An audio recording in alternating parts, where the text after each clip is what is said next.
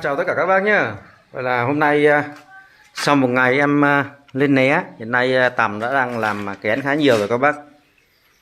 Ở video trước em đã chia sẻ với các bác về cái cách lên né của nhà em. Và hôm nay cho các bác chiêm ngưỡng cái thành quả. Cơ bản là các con tằm nó vào mà lên làm kén dày đặc luôn nha các bác. Đây gần như còn rất ít các cái lỗ mà con nó không làm kén. Hiện nay và một số con còn đang bắt đầu quấn đây các bác nhé.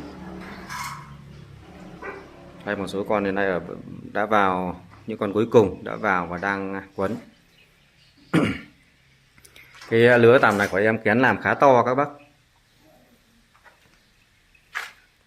Đây, tất cả những cái né sau khi em lên thì hiện nay đang làm kén khá nhiều và khá dày dặn các bác ạ. Đây một số con nó chín sau như các bác. Chín sau rồi nó đang bắt đầu làm. Sau khi những con tằm này nó làm kén xong thì nó sẽ dày dặn hơn. Với cách lên né này thì thường thì những con tằm nó vào lỗ ngay từ đầu nên là nó làm kén khá nhanh. Đây cũng bên ngoài còn một số con hiện nay đang chưa vào lỗ các bác nhé, chưa vào kén. Có thể đây là gọi là những con tằm lười, hoặc là một số nơi gọi là tằm lang thang. Những con tằm này thì sau một ngày, như hôm qua em lên thì sau một ngày, hôm nay chiều nay em sẽ bắt tất cả những con này ra, tách những con này ra các bác nhé. Chúng ta tách ra và cho vào một cái né khác. Những con này đưa vào một né khác là nó sẽ lên, sẽ vào kén ngay. Còn để ở những cái né này thì hiện nay nó không còn các cái lỗ để nó vào được nữa.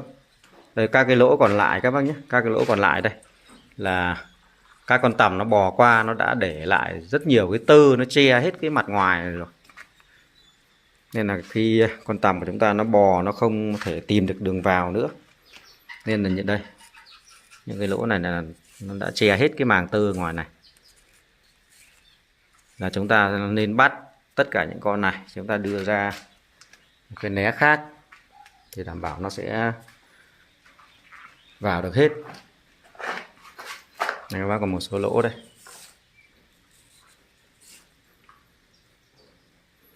Những con tằm này thì nó chín sau nha các bác.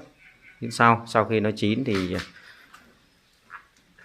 các cái lỗ trên né cơ bản đã bị vít lại rất nhiều, nên là nó còn đang bò lang thang ở ngoài.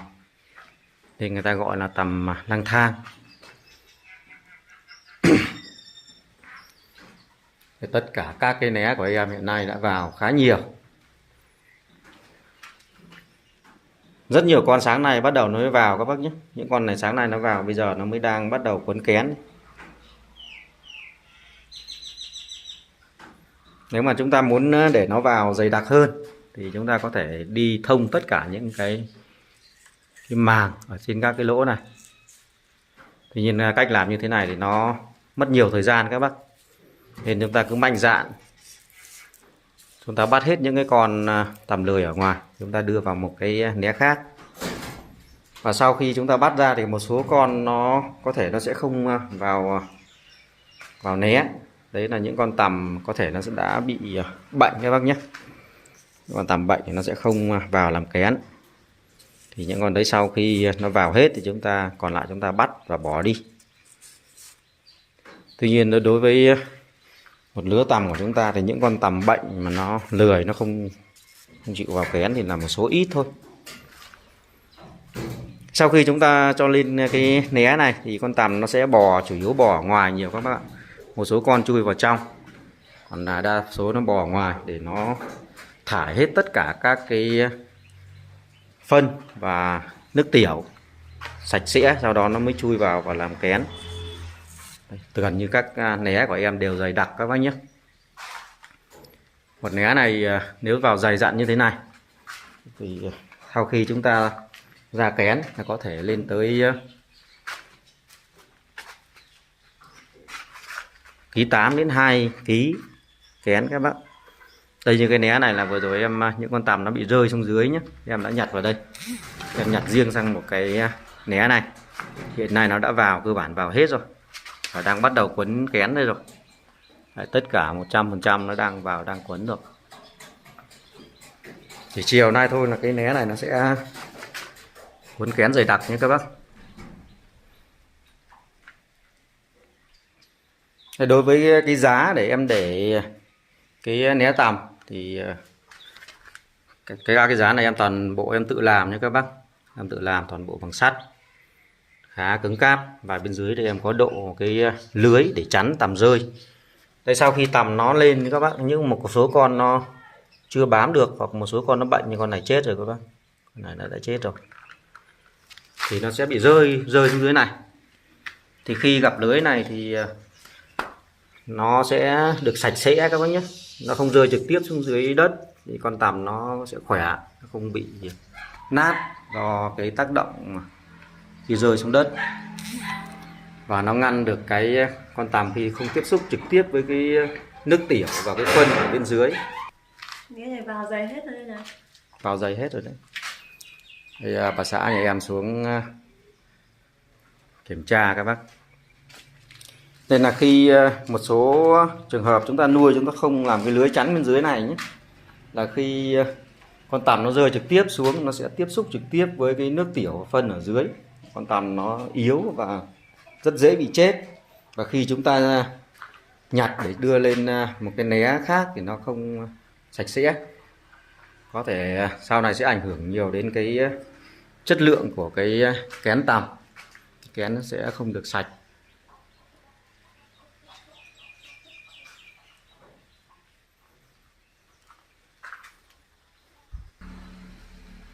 Đối với cái lứa tằm này em nuôi nửa hộp nhé các bác. Hôm trước em cho vào né thì được 17 né nha các bác.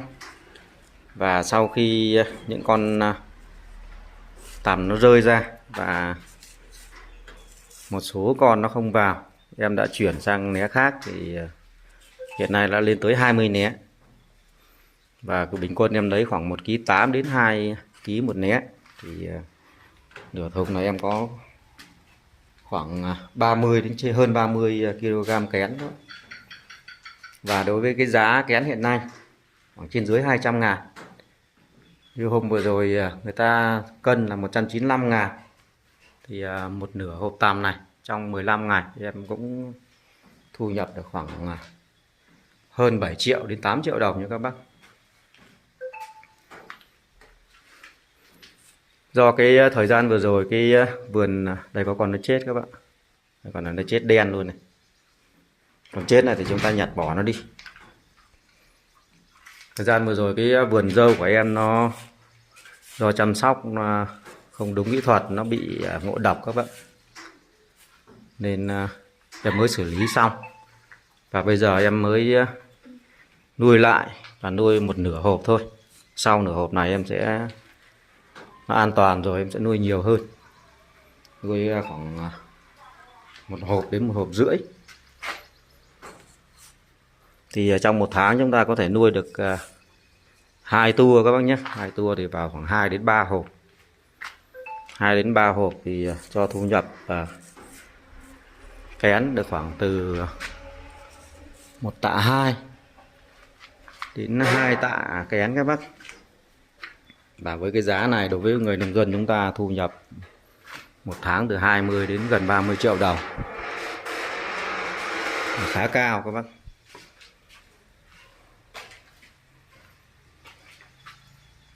Khi em lên né này thì khoảng 3 ngày nó sẽ vào hết các bác nhé.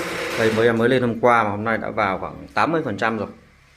Còn 20% là những con nó chín sau. Và nó chưa tìm được cái lỗ để nó vào. Nên những con này em sẽ bắt ra riêng ra. Và đến ngày thứ 3 là nó vào hết. Sau đó chúng ta sẽ cho ra kén để chúng ta cân cho các cái cơ sở thu mua.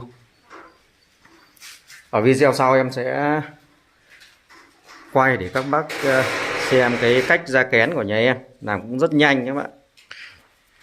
Hiện nay họ thiết kế ra cái bàn dập, ta ra kén rất nhanh và đảm bảo an toàn. Cái kén chúng ta nó được sạch sẽ.